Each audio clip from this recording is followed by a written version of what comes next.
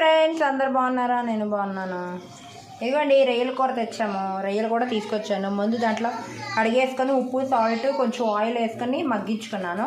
ఇప్పుడు రొయ్యల కర్రీ ఎలా చేయాలో తెలుసుకుందాం. రొయ్యల కర్రీ ప్రాసెస్ ఎలాగో మీకు చూపిస్తాను. ఇదిగోండి ఫస్ట్ ఆనియన్ వేసుకుని ఫ్రై చేస్తున్నాను. తర్వాత అల్లం వెల్లుల్లి పేస్ట్, తర్వాత కరివేపాకు వేసుకున్నాను. ఇది మాకు అలాగే మా చిన్న బాబుకి సరిపోయేలాగా వండుతాను నేను. కొంచెం కారం తక్కువ కదా. మీకు కారం ఎక్కువ కావాలంటే మీరు కారం కొంచెం 2 స్పూన్స్ కారం వేసుకోవచ్చు. నేను కొంచెం కారం వేసుకుంటాను.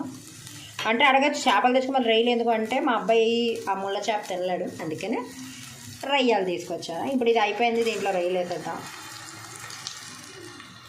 ఇప్పుడు దీంట్లో కొంచెం పసుపు, కొంచెం కారం, సాల్ట్ వేసుకుందాం. కొంచెం కారం ఆల్రెడీ ఉడికించినప్పుడు అన్నీ వేసాను, మళ్ళీ కొంచెం వేసుకుంటాను. కొంచెం పసుపు, అలాగే కొంచెం గరం మసాలా.